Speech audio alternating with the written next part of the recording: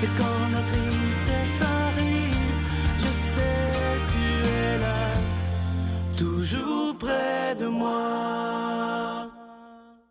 Bon jeudi, bienvenue à votre émission de la Victoire de l'amour. J'espère que vous allez bien ce matin. Comme on le fait tous les jeudis, on rejoint le plus jeune de la famille de la Victoire de l'amour, Pierre-Luc Bordelot.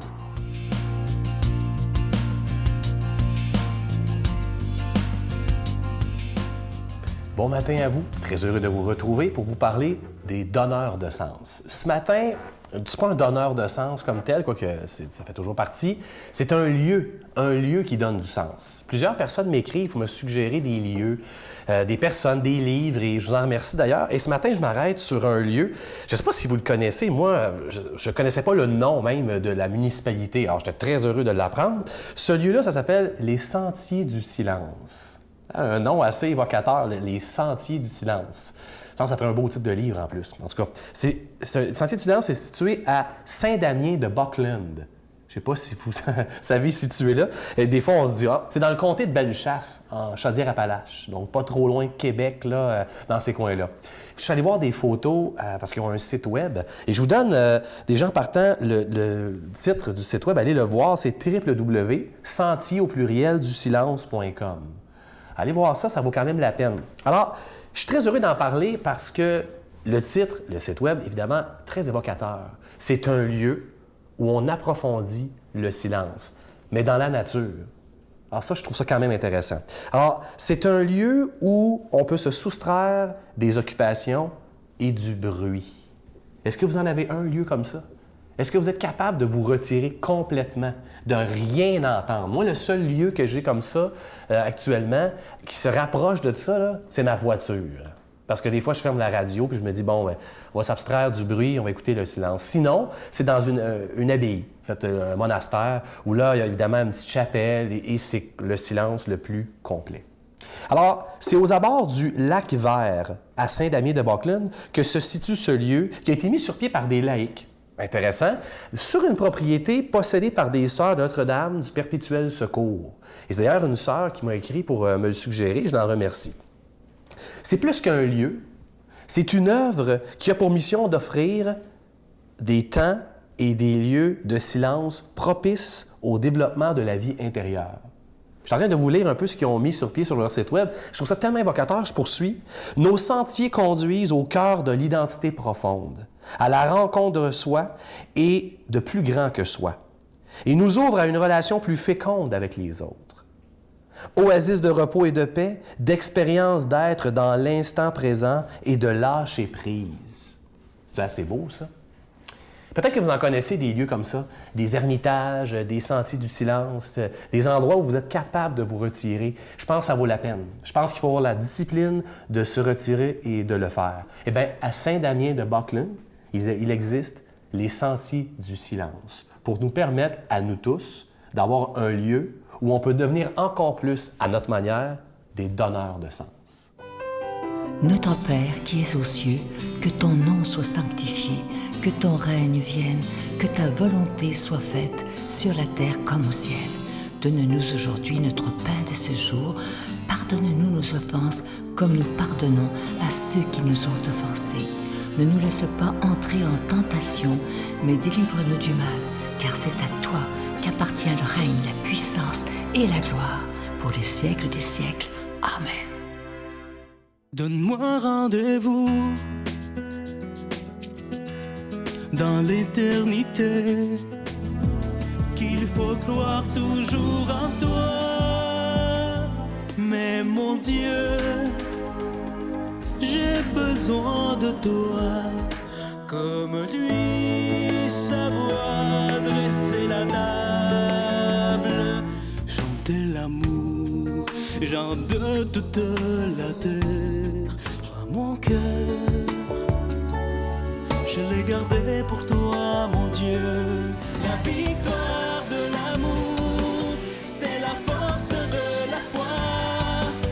On a tous un rendez-vous dans les bras de Jésus. Je vous parle encore de ce cadeau du mois dont on est très, très fiers. Il s'agit du nouveau CD qui s'intitule « Neuvaine pour toi qui souffres » et ça inclut, à la fin du CD, le chapelet médité des mystères lumineux. Et avec le CD, vous recevrez un dizainier argenté qui est déjà béni. Et dans le dizainier, imaginez que c'est une petite médaille de Saint-Benoît qui est réputée pour nous protéger du mal. Alors, je vous rappelle que ça a été enregistré par Brigitte Bédard et moi-même et je vais vous dire qu'on était tellement heureux de prier ensemble et nous espérons de tout cœur que vous serez heureux de prier avec nous et que vous nous témoignerez aussi de la puissance de Dieu parce que je suis sûr qu'il répondra à vos prières, ça j'en suis convaincu, mais j'aimerais ça vous nous donner des nouvelles. Ça serait bien important. Alors, je vous rappelle que c'est avec un don de 25 et si vous en voulez deux, parce que ça se donne bien en cadeau, c'est avec un don de 40 je vous donne l'adresse, la Victoire de l'Amour, quartier postal 120, succursale Boucherville à Boucherville, le J4B 5E6. Je vous la redonne, la Victoire de l'Amour, casier postal 120,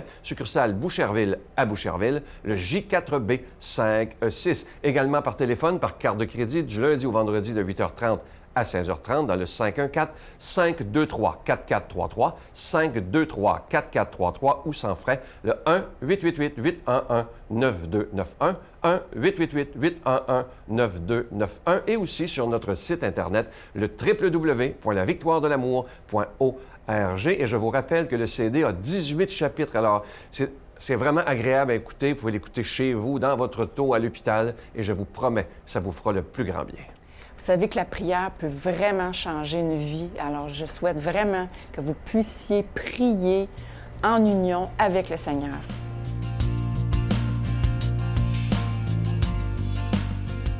Mon Dieu, donnez-moi la sérénité d'accepter les choses que je ne peux changer, le courage de changer les choses que je peux et la sagesse d'en connaître la différence. Amen. Aujourd'hui, l'Évangile sera proclamé par l'abbé Jean Chrysostome.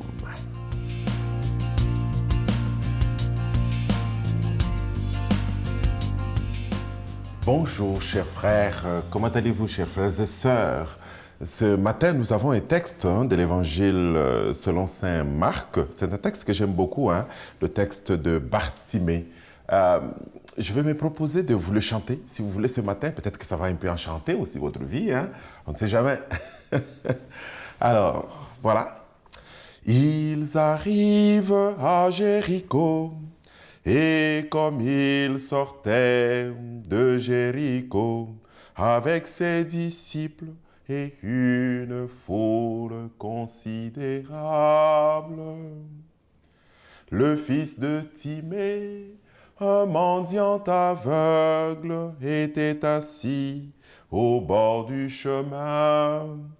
Quand il apprit que c'était Jésus, le Nazaréen, il se mit à crier: « Fils de David, Jésus, aie pitié de moi. » Mais beaucoup le rabrouaient pour lui imposer silence, mais lui criait de plus belle: « Fils de David, aie pitié de moi. » Jésus s'arrêta et dit: « Appelle-le. »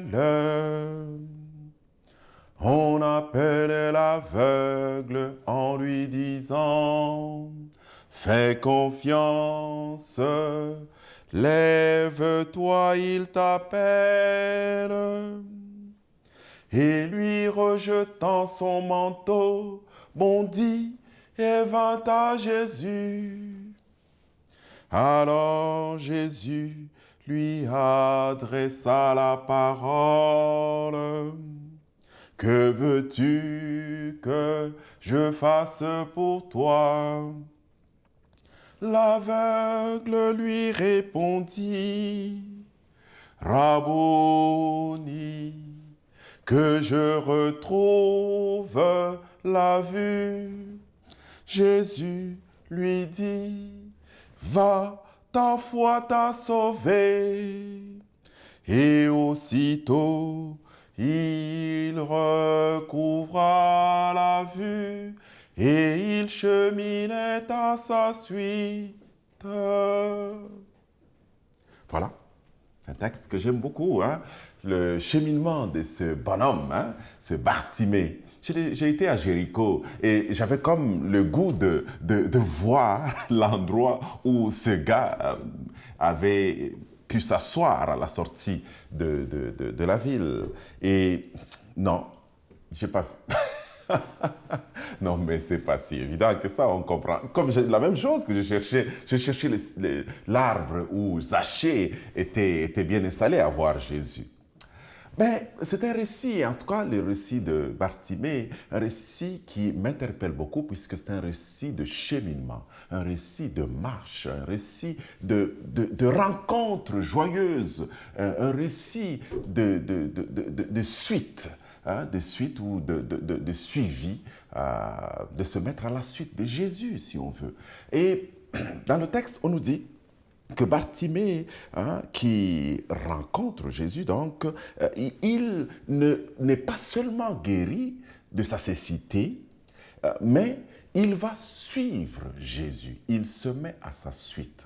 Ce qui signifie quoi? Ce qui signifie que Bartimée n'a pas seulement vu la lumière, Bartimée n'a pas seulement été guéri de sa cécité pour qu'il puisse voir la lumière, pour qu'il puisse voir les choses qui bougent autour de lui, mais Bartimée a été aussi guéri d'une manière telle qu'il a reconnu dans le Christ celui qui est la lumière même et celui qu'il doit désormais suivre, celui derrière qui il doit se placer. Parce que c'est Jésus qui est la lumière du monde, lui donne une nouvelle perspective, une nouvelle manière d'aborder le monde, une nouvelle manière même de regarder sa propre vie, une nouvelle manière de mener sa propre vie. Alors, il va se mettre à sa suite. Aujourd'hui, nous célébrons aussi la fête de Saint Philippe Néri, hein, qui est un prêtre extraordinaire, un homme de joie, un homme de bonheur, un homme qui savait s'émerveiller à la vie. Et Philippe Néri n'a pas seulement découvert Jésus pour lui-même, mais il a fondé aussi une communauté de prêtres pour se mettre à la suite du Christ. Donc il a comme entraîné du monde derrière lui et des gens qui se mettraient à la suite du Christ. Pourquoi? Pour essayer d'aider les jeunes à ouvrir les yeux à la lumière ou d'ouvrir les yeux aux merveilles du monde. Donc éduquer les jeunes par une formation qui leur ouvre des horizons.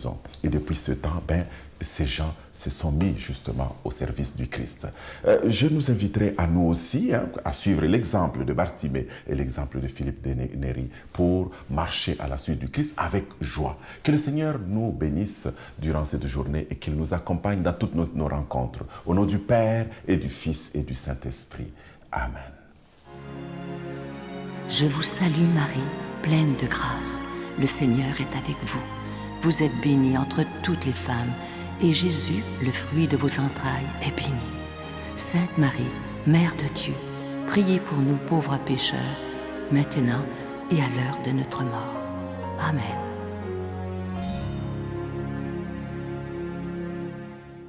Je vais vous laisser avec une très belle pensée qui dit ceci. Écoutez bien.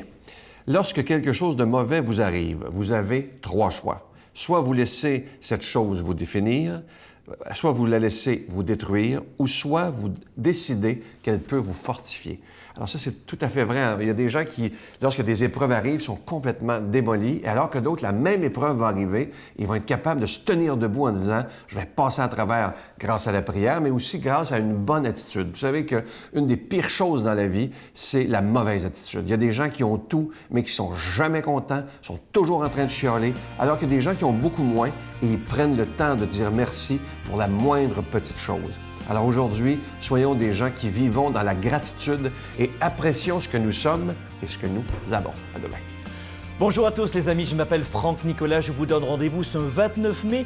De quoi nous allons parler? Notamment de spiritualité. C'est une idée reçue de penser qu'aujourd'hui en 2016, on ne peut pas être un bon papa et une bonne maman, un entrepreneur, une personne active et être spirituel. On peut à la fois aimer la vie, agir et être spirituel, on en parle le 29.